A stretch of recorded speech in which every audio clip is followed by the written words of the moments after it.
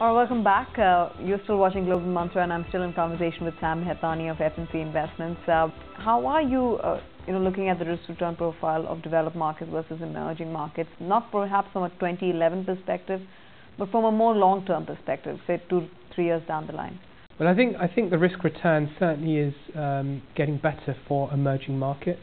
Clearly, we've had a bit of a shakeout, and risk premiums have gone up a bit. And obviously we've had some outflows in emerging markets year to date. But I mean, the longer term story for emerging markets, I think, is still very, very powerful. And obviously we're going to see higher growth rates from the emerging economies over the next 5 to 10 years. So potentially in the short term, obviously this kind of trade where people are selling emerging and buying developed may continue. We may see that for another few months, but we think that will even off, and ultimately we think emerging markets will attract inflows again at some point this year. Is risk appetite a stronger one for developed markets right now among investors? Are they more confident about the story and the recovery process? I think clearly there has been a big kind of pushback into developed markets because of the growth numbers that we're seeing. Because of the valuations. I mean, developed markets have been derated quite a bit over the last 4 to 5 years. So there is a bit of a valuation difference between them and emerging markets. Okay, what about frontier markets? That's another theme, within emerging markets, which is drawing attention. Last year, especially, it was a big theme. What's the future looking like there?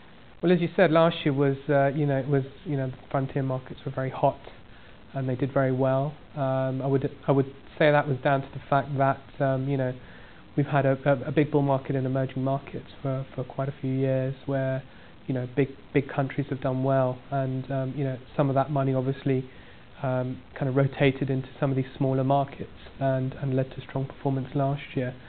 I personally don't think that the frontier markets will do as well this year. There's obviously an increase in the level of risk premium in some of those key frontier markets. Obviously, anything in the MENA region has now got higher risk profile, and obviously also we've got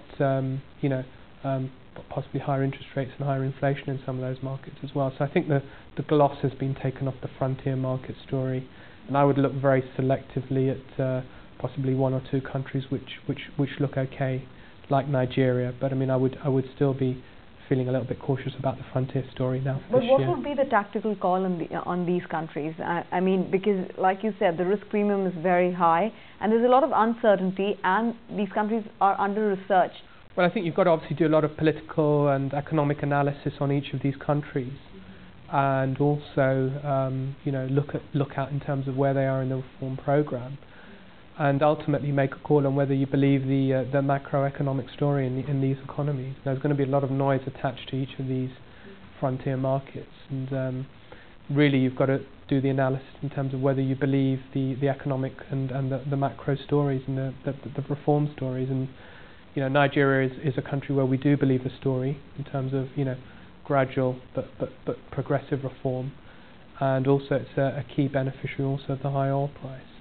But there's other, satellite markets or frontier markets where we're still cautious on, and I mentioned Egypt earlier. But we would still be taking a slightly cautious view on the overall frontier market perspective. Sam, before we wrap up, the consensus view is that 2011 is the year for developed markets. Do you think that position would change? I think the odds are actually looking better. What we've gone through over the past several months in emerging markets is a tightening of interest rates, a normalization of the interest rate cycle, based on the fact that growth is returning, which is good. We're going to go through the same issues in developed markets this year and next year. We've already had a clear signal from the ECB that they're going to raise interest rates. The QE2 program in the US is going to come to an end in June. The Bank of England here is looking to raise interest rates as well this year. So, I think it's positive that, towards the third, fourth quarter of this year, you're going to have, pretty much completed the monetary tightening in emerging markets, whereas developed markets are going to be pretty much at the start of a tightening cycle. So I think that's going to be a concern for people in developed markets. And I think that puts emerging markets in a good position to start, performing well again at some point this year or 2012. And you think, the adjustments on earnings on account of margin pressures would perhaps abate by the time we close out to this calendar year? Yeah, I mean, obviously we're still going to probably see some downgrades to specific sectors and specific companies, but overall I would have thought that would have been well discounted in markets by the third or fourth quarter of this year for emerging markets. All right, Sam, we leave it at that. Thanks very much for joining us. I Thank you. appreciate your time. With that, we come to the end of another episode of Global Mantra, but catch you again with a special guest right here on this show next week.